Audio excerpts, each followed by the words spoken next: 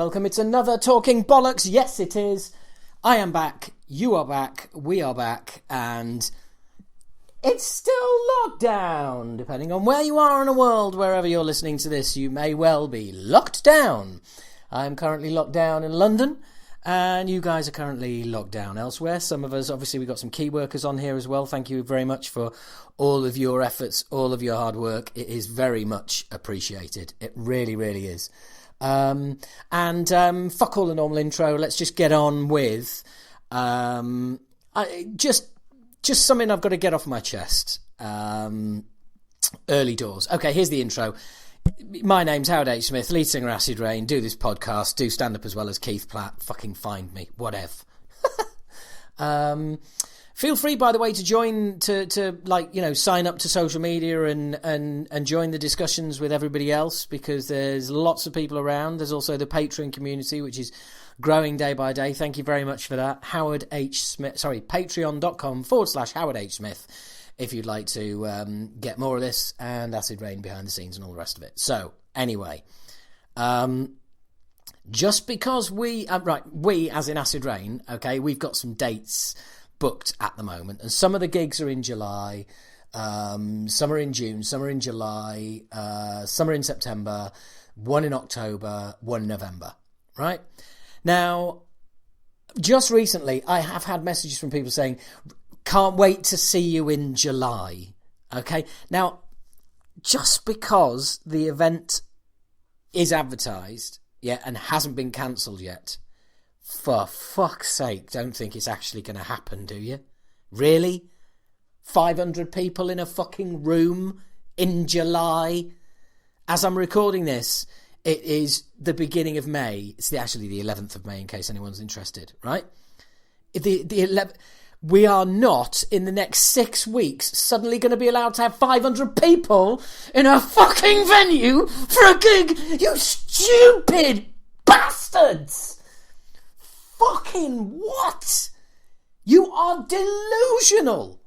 If you think any of these shows are going ahead, if you think that prior to a vaccine, we are going to have gigs that are thousands of people in... No! Use your brain, engage brain. Don't just think, well, that's for everybody else to sort. No, use your own brain and think about it. If coronavirus is still an issue, are we going to have events where there's like thousands of people under one roof? Think about it. Just think. That's all I'm probably thinking. Most of the people listening to the podcast, right? You're fine. Yeah, you understand. You get it. Okay. And clearly, I'm not talking to you guys because you're all really cool. But can you all do me a favour? All of these fucking people who seem to think that gigs are going to be going ahead. You know, I mean, we haven't cancelled ours yet because the reason, why would you cancel when you don't know when to reschedule them for? So it's all a bit up in the air, but just because a gig is advertised doesn't mean it's going ahead. Yeah? We've got to have gigs advertised in June. Yet that is less than a month away. Does anyone think they're going to happen? Just a bit of common sense. Just a little bit. Oh, you've got to be positive, haven't you? You've got to be positive. I am a fucking optimist, all right? I am an optimist. I am a positive person. Do you know what I'm not? I'm not deluded, okay? In a situation like this, it's about pragmatism. It's about realism. And what it's not is going, oh, yes, let's be positive. Oh, we've got to be positive in the face of that. Really? Really? Is the virus going to go, oh, fucking hell, these people are a bit positive, aren't they? I think we should just fuck off into cows and sheep and leave them alone. I don't fucking think so. Oh, positive, we're going to be positive. Fuck you and your positivity. You're just fucking irritating. Oh, positive. It's like forced fun, isn't it? Like forced fun. Oh, no, we must be positive because fucking nothing. You haven't actually got a reason, have you? None of it actually makes fucking sense. Jesus fucking Christ. Is everybody watching the news? Is anybody like taking in the facts, doing their research? Or do we just sit around watching telly, just deciding whatever we're told, we're going to do that, and everything must be just fucking hell. I mean, obviously, maybe I'm going a little bit deeper into it because obviously massive effects on my life. Well, massive effects on everyone's lives, but events and things like that are key to me to be able to earn some money are going to be the last thing that's allowed. When are people going to get it through their thick fucking skulls? Get it through your fucking skull! Yeah? Things are not going to be back to normal in a couple of fucking months. No, not by the end of the fucking year either. Just fucking think about it. Jesus Christ. And even more so, the stupid cunts who are announcing things. I mean, you know, announcing tours in December. You fucking mugs. I mean, well done, congratulations, announce away. Oh, you know, let's all be positive. Oh, let's get all excited. Well, be positive and excited for the reschedule, okay? Try and maintain your positivity that fucking long. But it does my fucking brain in, as I'm sure you can all imagine, and I'm sorry for starting the podcast this way, but it's just over the last few days, especially this morning. Yeah, you've guessed it. Remember when I started with the PayPal rant? Yeah. Well, I've just been doing a few inquiries from people, and I just think, what fucking planet? See you in July. Just, okay, so we're advertising a gig and we haven't cancelled it. Fair enough. Totally out there to be shot at, right? By the same token, just because if we start advertising, we're going to be giving gold bars away in October. Yeah, is that any better? I don't really know what the fuck I'm trying to do there. But seriously, God, just do me a favour, people. Spread the fucking word. It's just, I mean, all the evidence is there. Look at China, right? China, still no vaccine. Okay? And they're about, 4 months ahead of us. Let's stick 4 months onto where we are at the moment. That would take me to the beginning of September. So if a vaccine was discovered tomorrow, it's going to take time to roll out across the whole population, isn't it? Across the whole world. It's going to be in massive demand. It's just like people don't want to think about it, so they don't think about it, so they just blithely just carry on going, no, I'm just going to be positive, yeah, I'm going to gig in July, I'm just going to be positive, I don't want to look at any of the evidence, because that might scare me, and I haven't got much of a brain, and it will probably blow up with all that shit that I have to absorb. Okay, fine, if you want to be one of the people as well whose way of getting through this is hiding and just shutting yourself away from it because you find it so terrifying, I get it. Absolutely get it. Just don't think that you're going to be going to a gig anytime soon. Although, if you're that way inclined, you're probably thinking you're not even going to go. You're definitely not going to a gig until there's a vaccine. And the bigger gigs, without a doubt, not going to happen until there's a vaccine. Just, they can't. Think about it. They cannot happen. You can't have 10,000 people in an arena if we don't have a cure for the virus. So everything is dependent on vaccines. It's not dependent on social distancing. Because again, like even pubs opening, gigs and shit like that will come after that. Because of social distancing. There you go. That is just the way it's going to happen. So please, those poor, deluded / really positive people, just, I know we don't want to piss on people's positivity, and I don't mean to piss on people's positivity. Actually, I do. Positivity, fine. Delusion, not fine. You want to delude yourself? Absolutely fine. Absolutely fine. If that's how you're getting through everything, that's fine, okay? Spreading the delusion, not so good. And funnily enough, I'll tell you what else is fucking irritating. I don't know about it. I keep seeing social media. I keep seeing all over the place people saying, "Oh, you've got to come out of a lot. You really should come out of. If you don't come out of lockdown without a new skill or having learned a language or something." I said, "Fuck these people. Fuck them in the fucking ear. Fuck them in both ears. Are you fucking kidding me? You've got to learn a bit. No, fuck up. If you can get through lockdown without going fucking mad, yeah, without self-harming or becoming an alcoholic, yeah, all right, stringing yourself up from a tree in your garden, yeah, if you can get through lockdown without doing any of that, you're my fucking hero. That's the goal. Get out of lockdown without being mentally fucking scarred. Yeah, get out of lockdown without being 10 stone overweight. Get out of lockdown without being an alcoholic, without being a drug addict. If you get out of lockdown in any kind of shape at all, well done, congratulations. That is the fucking result. None of this, oh, learn a language, oh, you should... Fuck these people. I mean, really, fuck them. Who are they to be putting pressure on people who are struggling with just day-to-day existence? And then you've got these cunts going, oh, yeah, if you haven't learned a language, you're a bit of a twat, aren't you? Just fuck off. It's terrible advice to be banging out there to people. Saying, oh, you've got to do this. You've got to come out with some special trying to skill, not kill. Trying to make the whole thing into a fucking competition. Oh, so we can all get out and we can be so much better educated. Everything. How about just getting out of it in one piece, you fucking dick? Just fucking getting out of it in one piece will be fine. Absolutely fucking fine. So, well, that is the corona. That's the coronavirus monologue. Hey, see what I did there? Monologue. Not a monologue.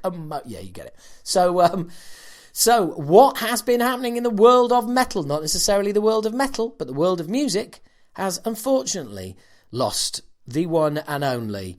That's right, Little Richard. He passed, which is real shame. Real shame.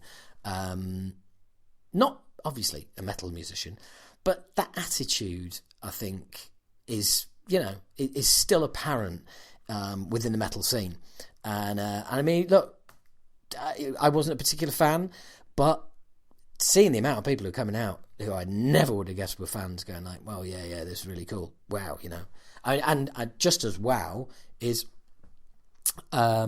these two quotes, right? Two separate stories. One from Paul Stanley, saying we have a long way to go in our attempt to contain spread of... actually, it says novel virus. And Gene Simmons, get this, Kiss will listen to scientists, not politicians, about when to resume farewell tour.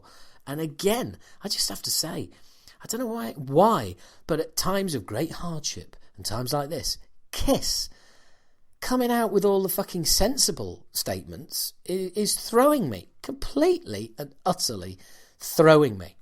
But again, like I said, good on them. It's nice to see some people just being sensible. And well, those statements, unlike, all the other shit that I've been reading. But hey, there you go.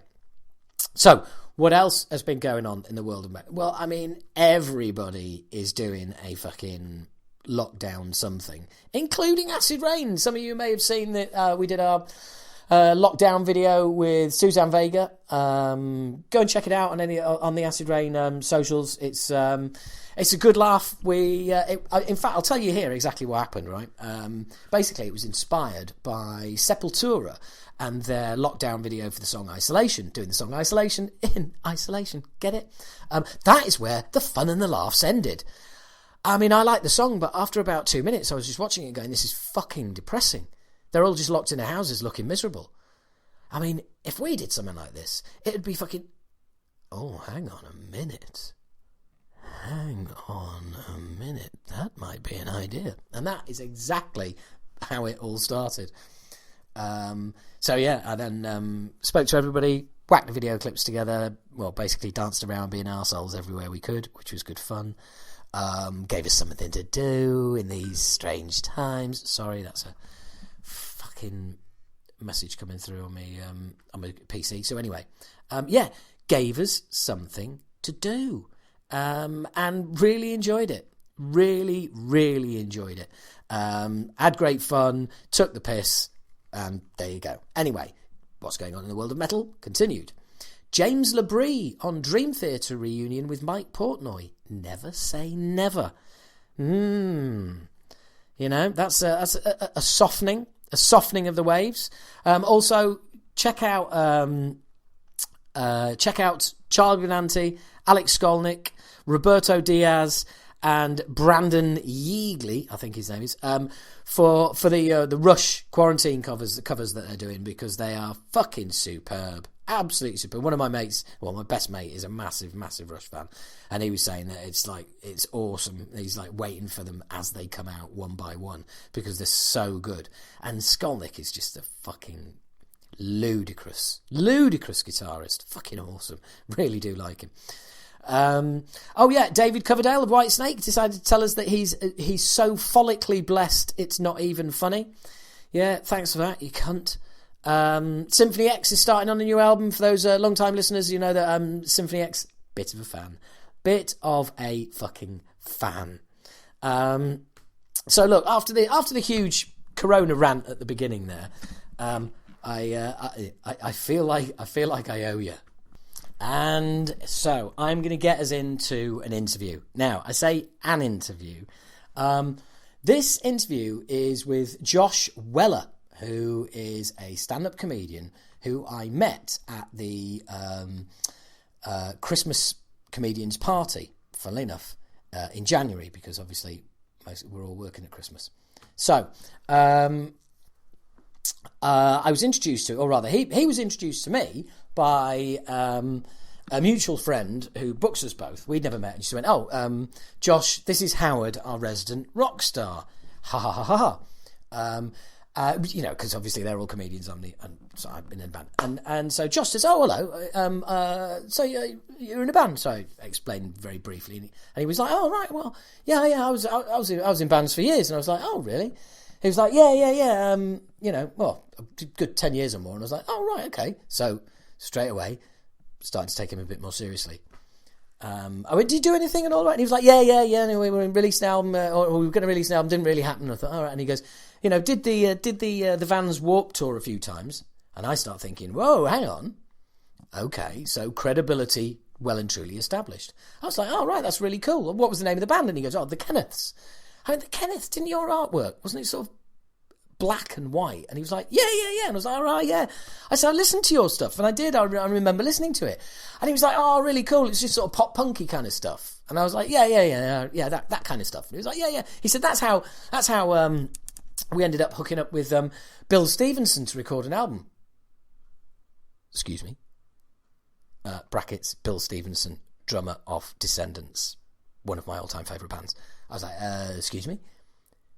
Yeah. That's how we ended up working with Bill Stevenson. You worked with Bill Stevenson. Yeah. Yeah, I'm a huge Descendents fan. Me too. Josh goes, "Hang on a second," reaches down and starts rolling up his right trouser leg.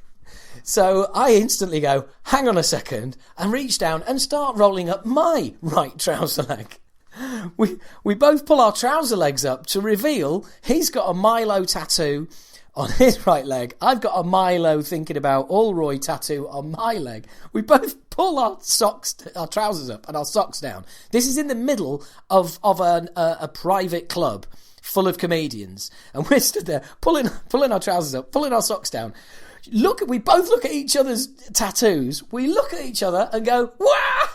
Huge, like, scream, and then start hugging each other. And I'm just thinking, to everybody else, this is going to look like some sort of star-crossed lovers or long-lost friends or, family reunion, lost brothers, fathers, whatever. But it was just the most insane kind of, like, we both learned so much about each other in such a fucking short time. And the weird thing was, it's like, straight away, it's like, all right, credibility established, music, things in common, and that was it. We were just nobody else got a word in edgeways for at least about the next hour and a half. We were just jibber-jabbering away. It was fucking awesome, honestly. It was really cool. And I said, "Look, you've got to come on the podcast and do it sometime." And we were trying to hook up, and then lockdown happened and everything else. But anyway, look, before I start rabbiting on, let's get into the interview. So now you've got the whole background, and also be prepared for a small guest appearance during this interview with none other than the aforementioned Bill Stevenson. So this is myself and Josh having our second only catch-up just a few weeks ago. Hello? Bloody hell, are we actually doing this? Oh my god. Brilliant. Yeah, man, it's happening. I just got a Stiff Little Fingers vinyl. Right, and okay. I'm skateboarding in my living room like a fucking child. Do you know what? It's weird. I was never a fan of Stiff Little Fingers. I'm still not, but it's kind of weird. It's one of those things where, like, I wish I was a fan. Do you know what I mean? Yeah. I kind of feel like even that big album. You're not even into it. No. That's interesting. It's such a great record. Yeah, I mean, I don't know. Like I said, they're really not in my wheelhouse at all.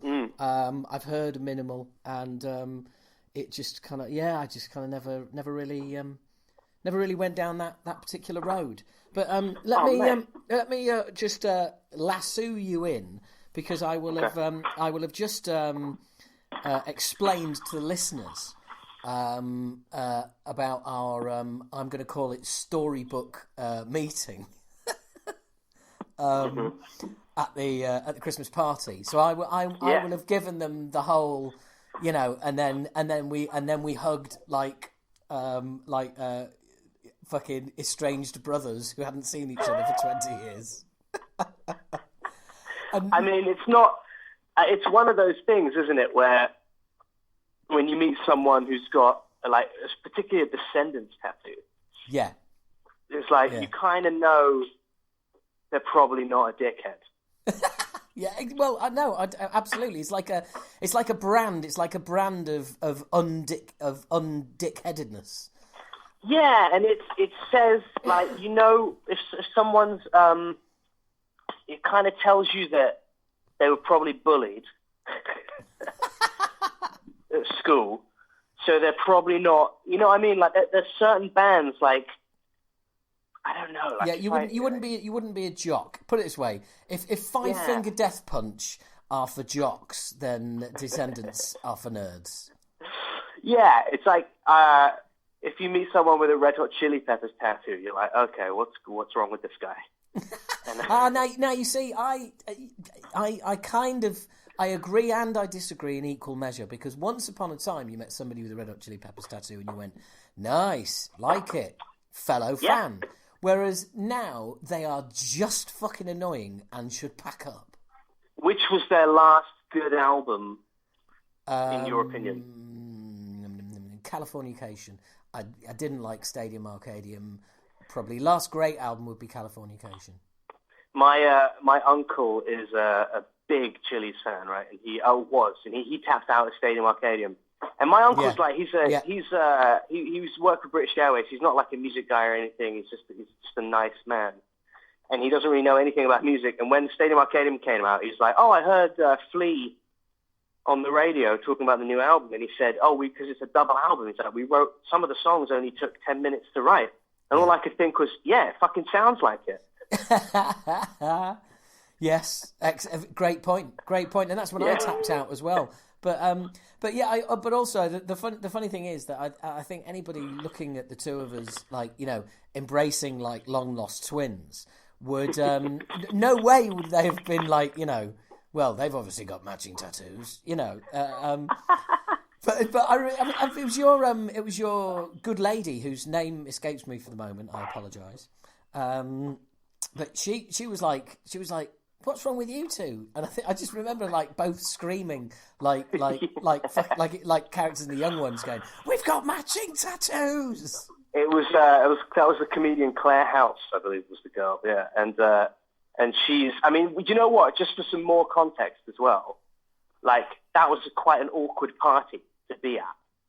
Right, okay. Or at least it was for me, because I knew Claire. That was it. I only knew one person there. Oh, and, there was a couple of promoters and people who run comedy clubs and stuff. But, it's quite a difficult clique to be in when you're like new to a scene. People aren't they're not the most, they can be a bit walls up. Oh, God. Oh, yeah, they're comedians, mate. Yeah, absolutely. Yeah. There's some right old dickheads in there. Like, let's put it this way. Yeah, so I was just trying to phrase that nicely. There was some twats in there, and like, fuck that. And but I was just trying to, let's put it this way. When I went to that party, I didn't even get invited. I was a +1. When I walked in that room, I definitely didn't think, I bet there's someone in here with a Descendents tattoo. Oh, yeah. I know. But yours is, you've got Aura as well, haven't you? Yours is like a Descendents Aura tat. Right? Yeah. It's actually, I saw it in the movie, in Filmage, that there's a collection of people's tattoos. And there was one of thinking about Allroy. So I paused it on the on my TV and basically took a photo of it and took it round to my tattoo artist, and he went, "Yeah, I'll do that." No way. And it's just cool as fuck, man. But I mean, then that led on to you talking about Bill Stevenson recording your fucking album. Yeah. That was like, that was. I'm still slightly starstruck, and it was like 3 years ago. So, and I'm not even a musician anymore. So I mean, it was like, it was definitely a fucking moment that happened, and I will never ever forget. I mean, it was so. I mean, just for some context, like I grew up. Descendents have always been one of my favorite bands of all time. And then I played in a punk band called the Kenneths for a while, and it was a 3-piece band, and it was like, it was fast melodic punk, and we did the Warped Tour in 2015. And while we were on the Warped Tour, we signed to an American manager who she managed like Rise Against and Anti-Flag, and she's just known Bill for like 25 years, and we were I was on the tour bus one day. We were in like bumfuck America somewhere, and sharing a tour bus with like 4 other bands. So there was like 17 people on this one bus. It was a Corona hotbed in this current climate, like a petri dish. And then I just got an email from Bill Stevenson, and it was just like, "Hey man, really like the demos. If you're ever in, where does he live? Denver. He's like, if you're ever in Denver, let's hang out." And then we kind of just went from there, where we kind of kept him in the loop. And he actually, I'm trying to find it on my phone now.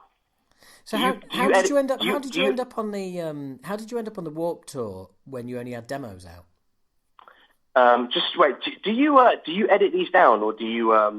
I can pause it if you want. Yeah. So what I want to do is I want to find the voice note that Bill sent me in an email that was a song idea that he had for us. Awesome. So what was the first album called? First album was called K. Yeah. Second album was called E. And then we were working on, we were going to call it, we did call it Double N. We were going to spell the name of the band out, basically. Right, okay. And I know what you're all thinking, genius. And no, what I'm thinking is that these are the kind of decisions that artists make at an age where they think it's a good idea. And then they get bound to that decision for maybe over a decade and start thinking, I really fucking wish that we hadn't done this. Well, we split up around the second E, so I mean, there's still THS to go. Oh, mate, don't worry, mate. We'll get round to that. But yeah, so we did the first record 2015, second record 2015, and then they were like 6 months apart, maybe 2016, 17, and then Bill started. He kind of was interested in producing, and I was freaking out about the concept of like the idea of either going to Colorado or him, coming to London or something. And he sent we started sending him all our demos, and then we were super confident with them. And then Bill just sent us an email being like, "These songs are shit." And I was like, he knows. Because we were just trying to get it out. We were like, I want Bill. And so he sort of sent us back to the drawing board and was like, come at me again in 2 months and just write. And we wrote, and then he sent us this idea. But you'll hear that it's Bill straight away. Let me see if it plays on my laptop in a sec. All right. And the idea, he sent me this. Check this out. It's an idea. This could be the beginning of a brackets, rant, close brackets, Kenneths song. Here's one go around of the lyrics, the structure, if you will. Can you take it from here? A B part, maybe a C part, if we want to get fancy. And I just sort of whispered the phrasing into my iPhone because my kids are asleep. P.S. Hope I'm not overstepping any boundaries, but I've had the idea and I was in the mood. It's not really a Descendents song, brackets, plus we just recorded 36 songs, so we're okay for a while, close brackets. But I sort of hear you guys playing it. You know, the band in your head when you write something, this band happens to be you guys. And this was the thing he sent me. 1, 2, 3, 4. Everybody thinks I'm cool, baby. Why don't you? 2, 3, 4. 1, 2, 3. You never see me good in me when it's shining through. 2, 3, 4. 1, 2. Everybody thinks I'm smooth as hell. I'm a bitchin' guy, but baby, you can't tell. Yeah, everybody thinks I'm cool, baby. Why don't you? Oh man! Oh, that's a fucking awesome song. Yeah. And he's like, it's not really a Descendants song. You're like, motherfucker, that is a Descendants song. Of course it is. It came from the brain of the genius of Descendants. Oh, God, yeah. So, but the thing is so we already had a song called Cool As You. Right. And Bill, by the time I said to, because Bill suggested it, and obviously I was like, yep, let's do it. I want to write a song with Bill Stevenson. Fuck it. And then he was like, oh shit, I just listened to your record and realized you've got a song that's pretty much the same. Never mind. And so it never got finished. Oh, mate, that was just. Well, you know, if only you had a load of time that you weren't expecting to have on your hands. Yeah, mate, exactly. that's amazing, and that's really cool because I remember we had a kind of a sketchy version of that conversation when we met, but to getting the voicemail as well, that is fucking awesome. So when did you right? So when did you move into stand up? So the band split up in so I started doing stand up Christmas 2018, so a year and 3 months ago. But it's been quite a quick sort of journey. It's been like, I think if you can pull your ass out of the open mic scene within a couple of years, you're doing okay. Oh, you know? yeah, brilliantly, mate, brilliantly. And I think if you can get into clubs, this is the thing, it's such a competitive industry. Oh, yeah. And I've learned, like, mainly from experience of music, I think just having been in, you know, various bands and having had that super competitive side of me at 22 years old and 25 and, you know, 28 and 30, all that stuff is like, I'm not in a hurry to get anywhere with comedy. I just want to be really good. Yeah. And I think that's, I just find it so funny because there's so many like aggressively ambitious 22-year-olds.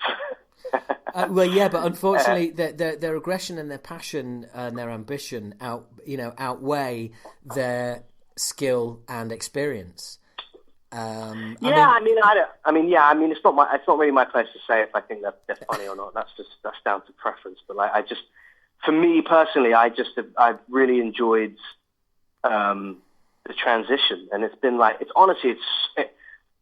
whenever musicians say, and musicians say all the time, they're like, oh, I don't know how anyone does stand-up comedy. That's the scariest thing.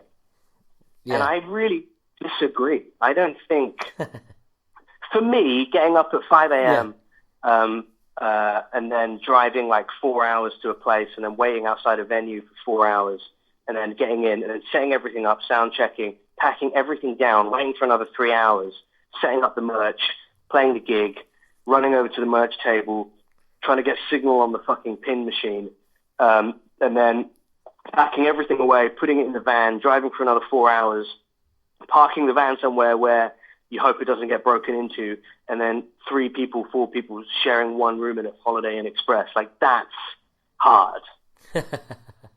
That's really difficult. And like, even for me now, even if I travel like 4 or 5 hours to a gig or whatever, and you die on your ass, like every night I'm happy that I just take a notebook home, that I don't have to pack down an entire backline. So like that side of it has been like, I mean, not to say that there isn't so much joy in doing gigs, but I think something in me just snapped, and that's why I went into comedy. I remember we were doing a gig we were playing at the Royal Albert Hall, and we were opening for this girl called Leanne Lahavas. She's a brilliant kind of soul singer, and she was a fan of the Kenneths and asked us to come and open. And obviously that is a disaster of a lineup. Yeah, like a soul singer and a punk band. It was. I mean, but who's going to turn down the opportunity to play in a sold-out Royal Albert Hall? You'd have to be an idiot to say no. Well, you've got to have the story, haven't you? Exactly. And also the comedian side of me was like, this is going to be a disaster. Let's do it. You know? Absolutely. And I remember, and when you play at the Royal Albert Hall, the Royal Albert Hall is a circular venue. So you walk in through a long fucking tunnel from backstage. You go through this tunnel onto the stage. And I remember walking down the tunnel, seeing the room get bigger. And all I could think in my head was, I was like, oh my God, I can't wait to tell some jokes in between the songs. And that was really the moment when I thought, okay, I'm doing this is the wrong job. About to play Royal Albert Hall with your band, and you're looking forward to the in between the songs bit. Yeah, there's probably a little bit of a warning in there for you. But it was, because the thing is, I knew there'd be so much tension in the room, because we were a punk band opening to this, very Pitchfork. She's loved by Pitchfork, and she's Grammy nominated. She performed on SNL with Prince, like as his guest. Like, she's that kind of person. And I knew they were going to hate it, but I enjoyed the tension so much, because I knew that I could make the room relax. I know what you mean. I know what you mean, because when you do comedy, if you have a bit of material that goes really, really, really, really dark, it's great fun to play with, because because the audience are awkward, and the audience are really not comfortable, but that there's a way out of this, and that you've got all the answers, but they don't. And you kind of revel in that, in the masochism of it. Yeah, exactly. It's exactly that feeling. And you know that you're going to change their mood, and you're going to go. You're going to take them somewhere, and then at the end, you're going to do a left turn, and it's all going to be fun. Yeah. And like having that control. And I remember my plan was, we'll do 2 songs, and then I'll say something, and I'll calm the room down with the fact that there's this loud punk band on this bill. Yes. And after 2 songs, I was enjoying. I think I waited till like 5 or 6 songs before I did it. Yeah. Right. Okay. Yeah. Because I was just reveling in how tense the room was.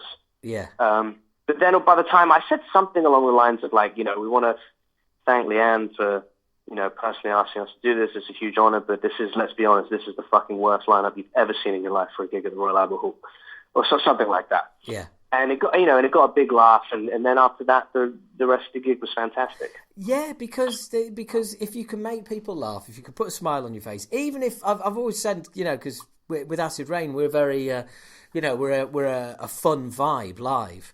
And I've always said, even if you don't like the band, it's very difficult to be sullen and grumpy and not get it if you're smiling. Exactly. Do you know what I mean? If you've got a smile on your face, you are enjoying it, whether you're enjoying it whether you like it or not. Yeah, exactly. Yeah, and I think the thing is as well, when I think about the sort of the Kenneths as like a period in my life, I think that the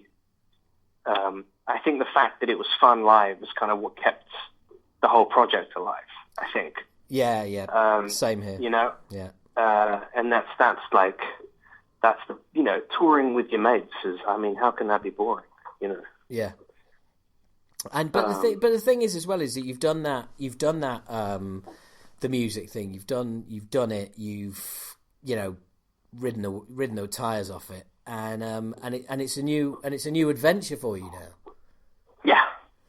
100%. Yeah. And by the looks of it, it's going really well. I mean, like you say, you know, pulling yourself out of that open mic circuit so quickly is very impressive, I've got to say. Yeah, it's been great, man, to be playing in clubs and stuff. And, you know, to have, like, people who I've been watching for years, you know, who think I'm funny is... Oh, yeah. Yeah, it's great. It's so cool it's such a meaningful thing to have people, you know, you like it. Or just to making a room laugh is obviously the best feeling in the world. It's unbelievable. It's like laughing's involuntary, you know. So you pull that out of people, and it's all yours. And it's like heightened. For me, it's like a heightened experience of what playing gigs is. What playing music gigs is, sorry. It's like it takes it to a whole new level. It's so much in keeping with what punk rock is. There's this that it's everything you do is on this sort of precipice where it could go over the cliff at any moment. At any moment, you could just say the wrong thing and turn the whole room against you, which obviously we've both done multiple times. But like, you know, that's the joy, and that's what I'm really enjoying about being this like kind of student of comedy now. Yeah, you see, the weird thing is because I'm that much further ahead of you on this on a similar journey, not the same journey, obviously.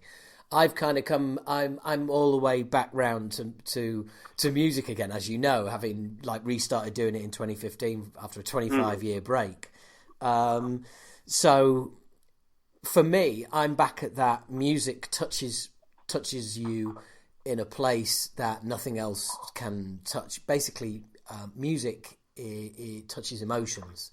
It creates. It can take you back to a place, a time, a feeling, an emotion, a person, a relationship, and it moves people. And that's why fans of bands hold their bands on a pedestal, and that's why they do autographs and selfies and do you know what I mean? And as you know yourself, the comedy circuit is is nothing like that at all. Yeah. And it's but what I totally recognise what you were saying earlier about just being able to get up and fucking go, man. I mean, you know, I've got both plates at the moment, and it's like, oh, you know, you get offered a gig with the band, and it's like, yeah, give me like a day to get back to you. Yeah. Whereas if somebody offers me a comedy gig, I'm either like yes or no. Yeah, exactly. I remember the Kenneths we turned down. Like, I remember us having to turn down some tours. Because it was like we couldn't get the time off. You know, one of us couldn't get the time off work, or you know, something like that. And it was like, that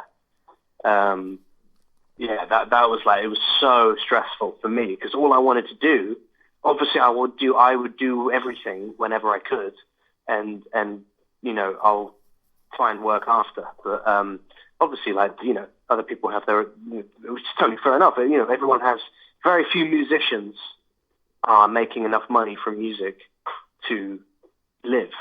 Yeah. And it was, oh my God, some of the shit we turned down. We turned down a whole Juliette Lewis American tour. Oh my God. Juliette and the Licks. Yeah, because we did a show with her, and we did some dates with her in the UK. Oh, I bet she's mad as fuck, isn't she? Mate, do you know what? I don't understand why everyone says that. Oh, right, okay. Dude, she gave me notes after the first time she saw us on songs that were like so meticulously memorized. Like she hadn't just watched our set to watch the support band. Yeah. She was like, oh, in that second verse of the fourth song where she's playing the cowbell on that offbeat. And you're like, Jesus Christ, like that was, okay, all right, calm down. And so she became our like biggest supporter, and then invited us out to America with her. And then it was just too expensive and too much work, and we couldn't figure it out. We turned down a Descendents US tour as well. What? Yeah, I know. Yeah, tell me about it. But shit. But you know, getting to America is expensive. I was just going to say, mate, this is what people don't realise. It's the flights, man. It's the fucking flights. And the visas as well. Work visas, flights. Yeah. A work visa is per person. Just to give the listeners some scope. Like, say you've got a 6-week tour in America. or a 2-year tour in America, it doesn't matter. You tell them what date you're going and what date you're coming back, and your visa is valid for that period of time only, unless you get citizenship, right? Yeah. So if we got offered a Descendents tour that was 6 weeks, what we were going to do is we were going to do Juliette Lewis, and then after that stay out and then go do the Descendents. I think we were in America for yeah, 2 months total, but the visas are $3,000 per person. Oh, brilliant. So whether you're there for 6 weeks or 2 years, your visa is $3,000. Yeah. Brilliant. It's mental. Me. It's mental. I mean it's not regret. I don't regret that we didn't do them, but it certainly would have been fun. Oh, yeah. When we did the first show we did with Juliette Lewis, she was sound checking, and she walked past and was watching, and then her boyfriend stopped and started watching us as well. And I was like, I recognize that guy. And we were sound checking, so I couldn't really pay much attention to this guy standing outside the stage. And then I realized afterwards, he came over and was like, you got the same cowbells as me. And I was like, okay, fine. Thanks. And then he sat down to play drums. And I was like, oh, shit, because he was playing with Juliette Lewis. He was on tour with her, and he was her boyfriend. He sat down to play drums, and I was like, oh, shit, that's Brad Wilk from Rage Against the Machine. That's really funny. Fucking hell. Honestly, mate, if this was a name-dropping competition, you would be killing it. You'd be fucking crushing this podcast with your fucking name-dropping. Honestly, it's awesome. I thought that's what it was. I thought there was a point system. Yeah, absolutely. Yeah.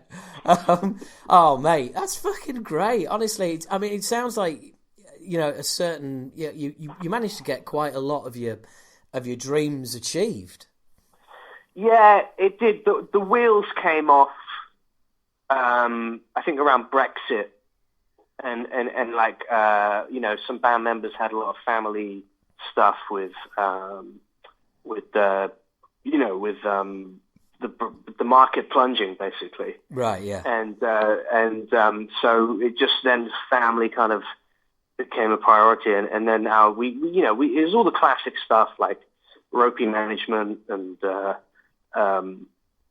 It just all kind of just went to shit. All the momentum kind of died, and that was.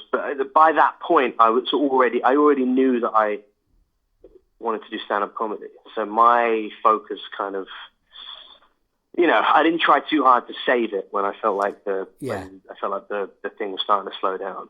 Yeah, you kind of basically you were kind of sort of mentally half out the door. Yeah, and also, I put so much into it.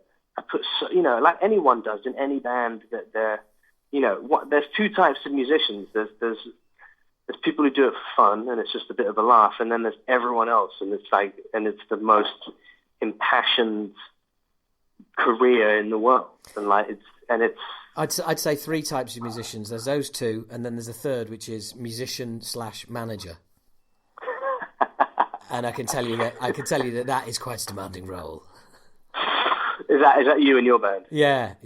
But also by the sounds of it, you're not far off you and yours as well. You're driving it, and you're the one who can always go on tour, and you get offers, and instead of going, oh fucking hell yeah, brilliant, that'd be amazing, your first thought is so and so going to be able to get the time off? Yeah, and to a certain amount of it, when you're dealing with both those, where you're wearing both those hats, you get robbed of a bit of joy, really, because you don't get that. Fuck me, what a brilliant tour to get. Instead, you go, that'd be great, but I need to find out who can do it first. Yeah, and like every band has the one person that keeps the sails, up and keeps the ship afloat. Someone hoists the main brace, dear boy. Yes, exactly. There's always every band has that guy who's the one that kind of accidentally manages the band, and then the really lucky bands get an actual manager. Definitely, those ones. That Coldplay is Chris Martin. Oh, without a doubt, yeah. You know what I mean? Like, obviously, the musicianship of the band is an even playing field, but you kind of know that he's the guy who makes the kind of creative shots and understands the overall brand image and ethos of the product of the band. And like, you know, but they obviously have a huge management team that can make his vision realized.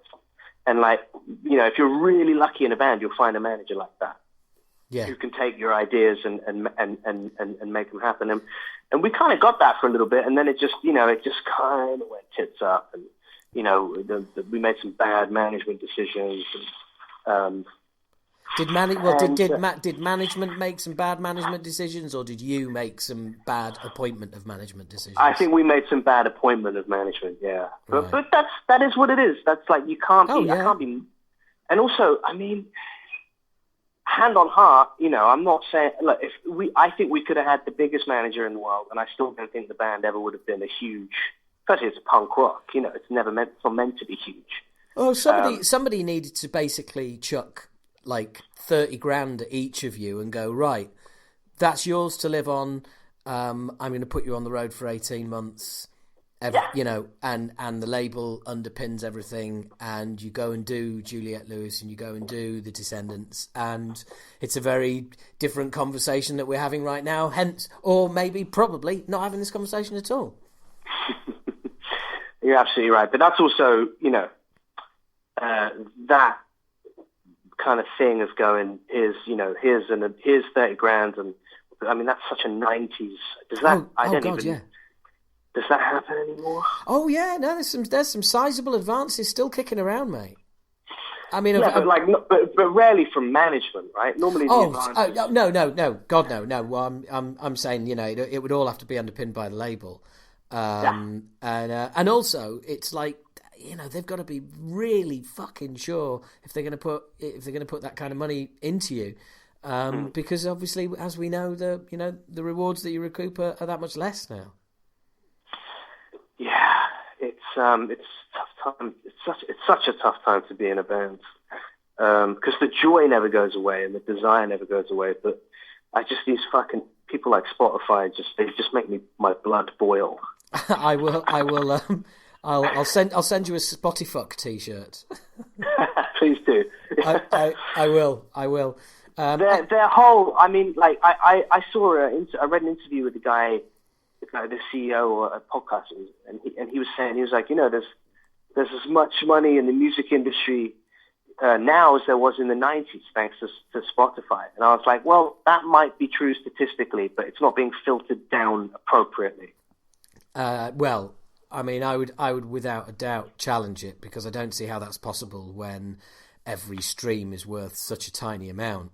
When Apple Music are offering a family pass, which is for 4 people for 1 month free, when Spotify are doing, you know, similar offers and everything else, I mean, it's just it's absolute crap. And also, but the other thing is, as well, is I think you made a good point there as well, is that if you're at the very top of the tree, things are as lucrative as they ever have been. You know, because you've got all sorts of things you can do. I mean, now no one is going to call you a sellout if you release a fucking whiskey or or anything, frankly. So it's kind of just blows me away, really, that, you know, ultimately, the money isn't there from physical sales. You've got to get it through touring. And, you know, that's tough. But at the top percentile, they are absolutely killing it because of, you know, video game types, whatever.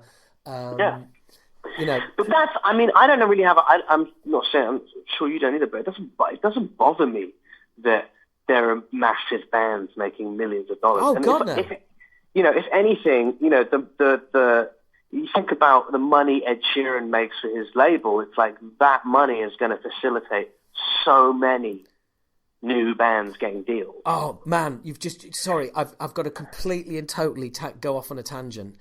Sure. You were doing a pub quiz last night online. Yeah. Right. Well, I do a fair few pub quizzes, and you've stumbled into one of my pub quiz questions, and that was in 2017 or 2018. Ed Sheeran broke the record for the most for the most songs in the top 20 at any one time. How many did he have? Okay, so I'm guessing it was an album that had come out and all the tracks, because of some kind of streaming thing they haven't put in place. So the whole album, let's say there's 13 tracks on the album, and then he probably had a feature with someone and another song. So 15? Oh, you're so close. 16. 16. Okay. Fucking hell. It's insane, isn't it? Anyway, look, really, really sorry. My other favourite music question is biggest selling UK band of all time is the Beatles. Who is the second biggest selling band of all time? UK or second biggest selling UK. band? Beatles number one. Who's the second biggest selling UK band of all time? Cliff Richard or band? Band. No. As you know, he is he's the second biggest selling UK male solo artist. But behind the Beatles, the biggest selling UK band. It's got to be someone. Yeah. It's a cracker. Are they still around? Oh no. Oh, really? Okay. I have fucking no idea. I have no idea. Well, do you know what? There's several shout-outs. You know, Rolling Stones, Pink Floyd, they're great shouts. Yeah. But believe it or not, it's actually Led Zeppelin. Okay, I thought it was going to be like Manfred Mann or the Trogs or something. Right, or Fleetwood Mac or something like that. Yeah. Okay. That was a proper tangent. We should just do a pub quiz on here. That's really... Hey, fucking hell, that's a great idea, mate. We should definitely do some. We should definitely do some like obscure music quiz. That'd be insane. That sounds amazing. Oh, honestly, people, without a doubt, I know for a fact that people who listen to my podcast would love that. Well, count me in. Right, you're in. And speaking of which, so you were doing a pub quiz online last night. How are you? Is this how you're basically trying to financially make it through the next few months? No, it's not for finance. It's just like I've got I've got some writing jobs on, so for the time being, and I just enjoy kind of fucking with people on Instagram. I love Instagram as a medium. It's so much fun. And I love the live thing. And I also just thought it's a Sunday night, everyone's in. So why not do a live pub quiz and, really make it for adults, so that it's funny as well. I don't know, man. I think I'm going to keep doing it. The response is really good. So I think I'm going to try and grow it for the time being while we're all locked in our houses. Yeah. But I'm really enjoying making these fake. I've been making. Do you remember VH1 Behind the Music? I saw a little bit of your Limp Bizkit Rolling one. Yeah, it's so much fun because it's like you also want to stretch muscles and to like. So what the videos are is me pretending I directed like iconic music videos or pretending I produced iconic albums, and it's a really good way to like stretch improv muscles while you're cooped up, and it's been really, really fun. But then fucking Bon Jovi, I pretended I directed the music video for Always, which is one of the worst music videos I've ever seen. And then it got removed. Universal Music have removed it from my Instagram. There you go, motherfuckers. I was signed to Universal back in the day. Well, funnily enough, I think. I was. In fact, I sort of am at the moment because, but the contract expired. We put some stuff out, and then Universal bought the label. So Universal manage our digital. Okay. And a pretty fucking shit. Is that Caroline? No, that's through Universal. Well, no. To be honest, I had to have a word with them because they didn't have. They they basically bought a record company and they just assumed that they owned all of the digital and all of the physical for all of the bands that they bought. But our deal was a CD box set only. And they put it on there, and Universal were like, oh, this isn't online, and stuck it online and started collecting digital for us. And I was like, so I had a conversation with their head of legal in New York one morning, and I was going, yeah, you don't have the rights for any of that. It was a CD only deal. It was a CD box set, that's it. And she was like, you know, she was really cool. She was like, okay, no problem. It's my fault, you know. Because she was Welsh, and you know, they just basically said, "Look, sorry about that. Yeah, it'll be all right, and you know, what can we do to make it up to you?" Did they really say that? Yeah, pretty much. She was like, "Look, totally our fault. Absolutely, you know, what do you want us to do? Blah blah blah." So they gave us a higher percentage deal for X amount of years, without admitting that they'd done anything wrong in the first place. They just did that out of the goodness of their heart, and that was that. We moved on, but the stupid fuckers are now arguing with our new label Dissonance, saying that no, we own the copyright on these songs. It's like, no, you fucking don't. So yeah, it's that's a bit of a pain in the ass. Labels, mate. I mean, I've always been on good labels. Dissonance are great. MFM were brilliant back in the day. It's always other people's labels. It's always like people who've appeared out of nowhere and say, "Oh, we own that." And it's like, no, you fucking don't. Yeah, it's such a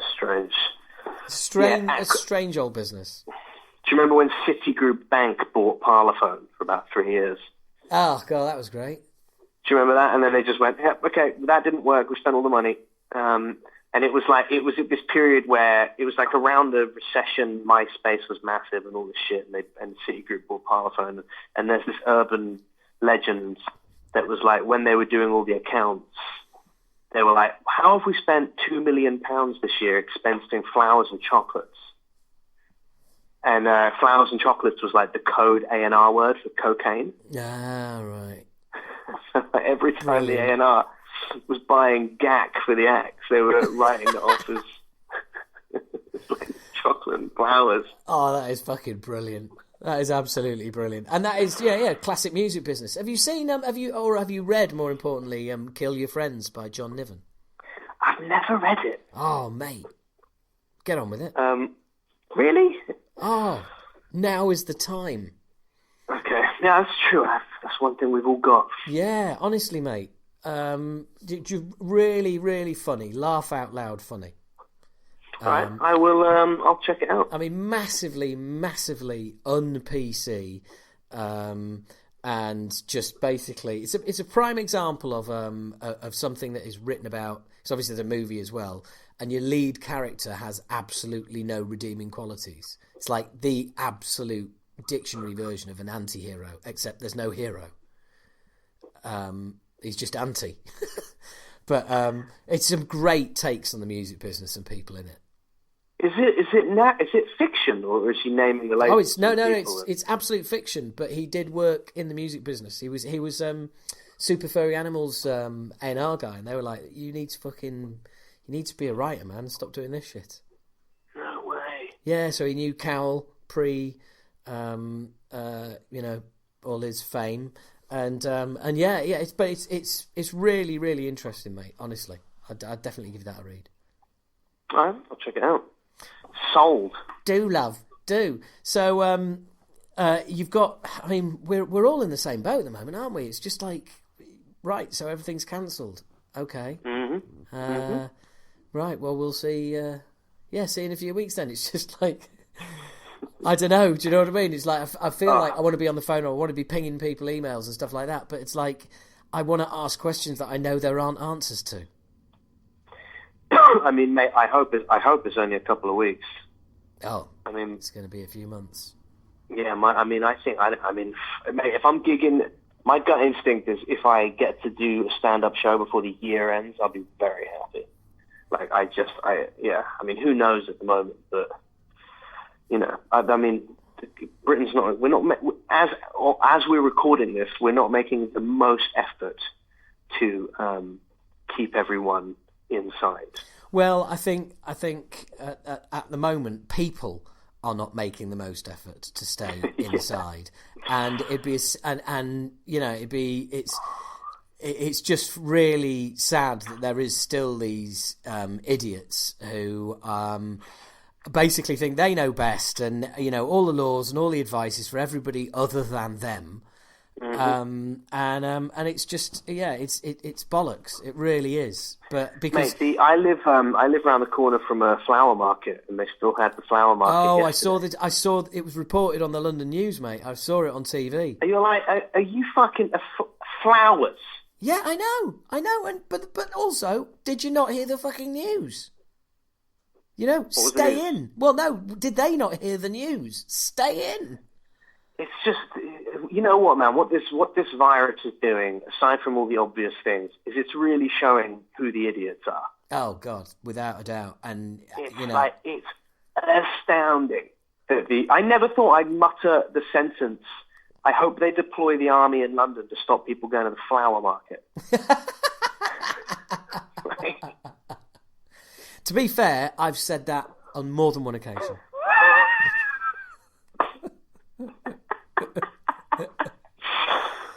You just hate flowers. Yeah, I hate people, but I'm sorry, I hate flowers, but more importantly, I hate people who like flowers. Oh God, it's a really interesting time to see who is conscientious, and also some of the shit I'm reading on Twitter, which is obviously that's the bottom of the bottom for human opinion.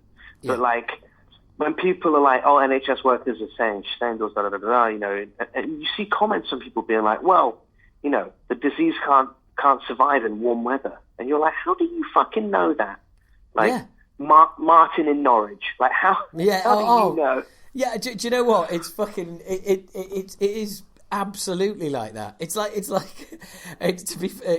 when you were like announcing stuff on social media for the band and stuff, and like somebody like, "Hey, you know what you should do? You should release it on this format and blah blah blah." And you're thinking, "Oh, really? Well, yeah, thanks, Steve the butcher." What are you not doing? Working in a marketing department of a record company? Go and chop the ham. Yeah, this is what social media is fucking. This is where it's really shafted us, hasn't it? Everyone's a fucking connoisseur. Yes. Yeah. Absolutely. I did a tweet the other week when they cancelled South by Southwest, and the tweet got a bit of traction, and it just said something along the lines of, if you were going to go to South by and watch the smaller bands, go on their website today and buy a vinyl or a T-shirt, because I guarantee you they're about 10 grand in the hole right now. Something like that, right? And it started getting all this traction, and a few big musicians retweeted it, and it started snowballing. And then I started getting comments from people being like, "What about the fans who are going to go to South by Southwest? What about us?" And you're just like, "Okay, fine. You're going to lose your money." You were going for a laugh. You were going for jollies. You weren't going to pay the bills. Yeah, you're going there is. That's one financial loss for you. Every tour every musician has done ever is a financial loss. Every single one. Yeah. You may have taken a hit on this one, but this is going to... South by getting cancelled, 40 bands are going to split up as a result of that. Yeah. It's sobering stuff, isn't it? Yeah, well, I mean, yeah. But, it certainly makes writing dick jokes harder. When you're like, is this relevant? Yes. In the current world climate, I'll start writing jokes and be like, none of this matters. It's the end of the world. Yeah, I know what you mean. But I also think that there's a lot of virus material to be written, and I'm noting like the odd line down and the odd scenario, and I'm noting them down because they need time. They're not jokes for now whilst it's here. They're jokes for when it's gone. Yeah, exactly. Yeah, exactly. But yeah, that's a great point. That's a great point. About like, it dies in summer. Does it really? all these like urban myths of people being like, it's just a mask company, dude. Yeah. Oh, yeah. That's my favourite is when somebody tosses out their conspiracy theory, like you're stupid for not knowing this is fact. Yeah. Yeah. No, some of us are just more informed than others. It's like, dude, you go on Reddit. Yeah, right. Yeah. You're spouting to be as an expert stuff you read off another website 3 minutes ago. I actively encourage those people to go out in public and touch everything. Do you see the guy on Twitter today who rubbed his tongue along loads of bottles of stuff in a supermarket? He said, "Oh, not supposed to touch anything. Check this out." And he rubs his tongue along a load of bottles like moisturiser and stuff like that. And someone's gone, "Come on, Twitter, make him famous," and everyone's retweeting his picture going, "Look, this cunt needs locking up." Oh my god. Yeah, I know. Great, eh? I swear, that's why maybe this virus is here just to show us who the morons are. Well, without a doubt, and I think it may have already started. Some of the things I've heard, but you know, look, let's just turn this up a little bit. What are you listening to at the moment? What would you recommend our my listeners listen out for? I'm listening to a lot of, well, obviously, after this phone call ends, I'm going to listen to the Stiff Little Fingers' seminal album, Inflammable Material, on vinyl, which is very exciting for me, not for you, Howard. We've already established that. I'm listening to Born Ruffians, just put out a new record, or just about to. A great, like, Canadian sort of jagged guitar band. I think the album's called Juice, which I'm really enjoying. I'm actually listening to Smash by The Offspring, and Danzig by Danzig. Those are two records that I'm really into at the moment, which are like, obviously, like, you know, they're obvious punk rock records, but like, you forget how good, I mean, I like Danzig's solo stuff. Shit, man, what else am I listening to? Pine Grove, loving that, their new records. Still listening to Glassjaw. What else is on my... I mean, I'll be honest with you, mate, at the minute I'm listening to, like, Maria Callas, the opera singer. Oh, right, okay, yeah. Loving it. I just think it's so, in such dramatic times, it's pretty good to get in the shower in the morning and just listen to fucking Italian opera. Yeah, man, yeah. That's like putting on a silk gown to go into the shower, isn't it? I mean, that's like, you know, that's class. What's that line in The Matrix when he's swearing in French? And he goes, swearing in French is like wiping your ass with silk. That's the one, yeah. Very good point, yeah. And what else what's on my playlist at the minute? I mean, I'm listening to a lot of Descendents, loads of the Beastie Boys at the moment as well. So actually, that's a real kind of mixture there. And also, people might hate me for this, but I think the last Metallica record was pretty good. Ah, right, okay, that's interesting. No, I did a 2-part Christmas special on how shit it was, but I think the song, okay, maybe not the whole record, but I think the song Hardwired is a good song. Yeah, I must admit, when I first heard it, I was like, this bodes well. I mean, it's very simple, it's very straightforward, but also the thing is that it's like, it was the first thing we heard, and all I can remember was just Hetfield swearing again. That's all I give a shit about. Hetfield is swearing again. We're so fucked. I was like, oh my God, he's swearing. Yeah. Yes. And you know what? Shit out of luck is a great line. That's a great lyric. Yeah, no, absolutely. Absolutely. Hardwired to self-destruct. And there's a phrase that hasn't been completely burnt out. But what about you? What do you listen to at the moment?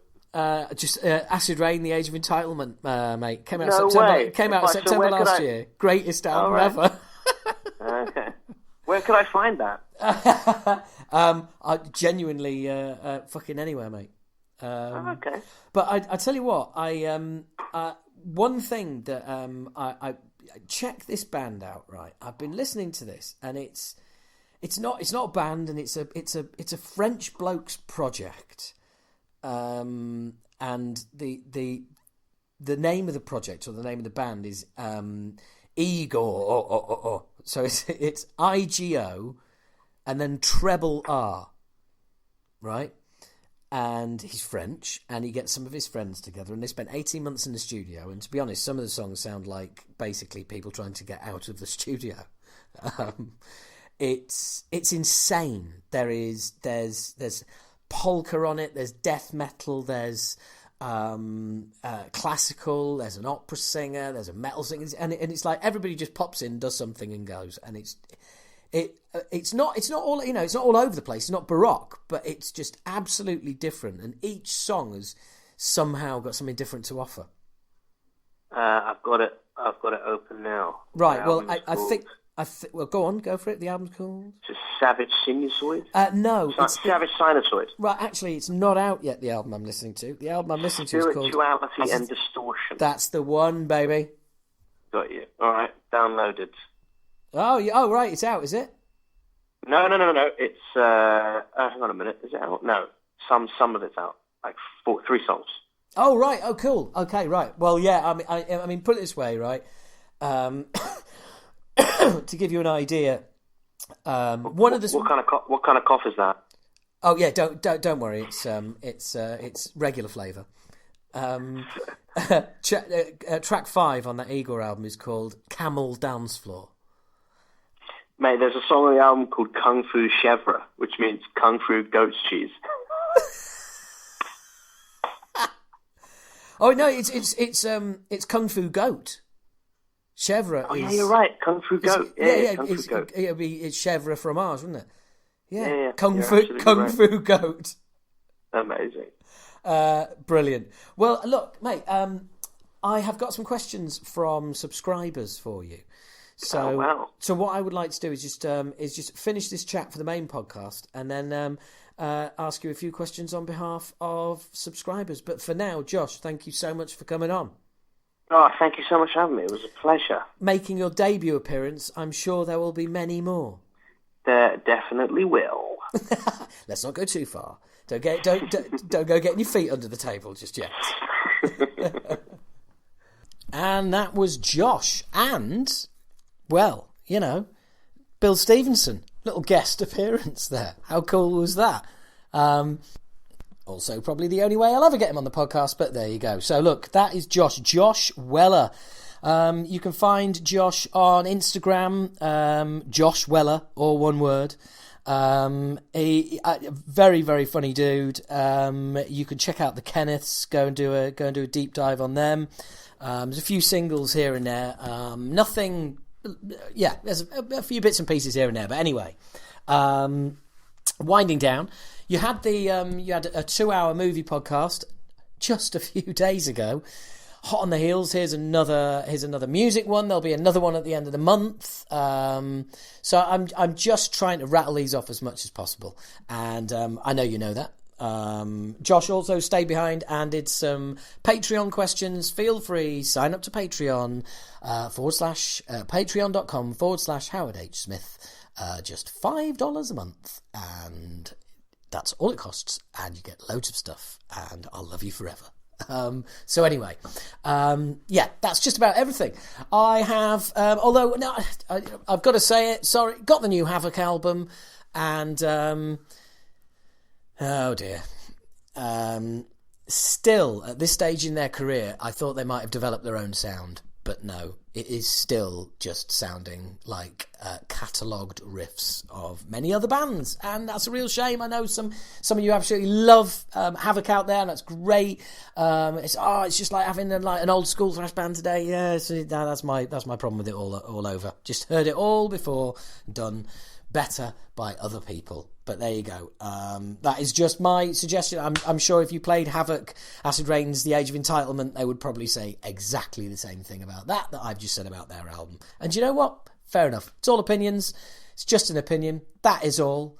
It's like I can't remember what it was, but somebody said to me about comedy, And it's like, but, you know, stuff can be offensive. And it's like, as I've said many times, you can only take offence. You can't create offence. You can only take offence. And not only that, it's like someone said, but what if someone's offended? And it's like, well, that will kind of be it, really, won't it? They will be offended, and that's it. That's the beginning and the end of it. They're offended. So, anyway, I'm wandering a bit here, guys. Good luck through the lockdown, wherever you're doing, wherever you are. I hope you're well. It's great to be in your ears once again. It really is, and I'm just going to keep it up. Keep trying to interview as many fellow quarantined musicians as possible, and bring you their thoughts and feelings on the current way of the world. These are going to keep coming. Hopefully you're going to keep listening. Everyone be well, take care, and I will speak to you again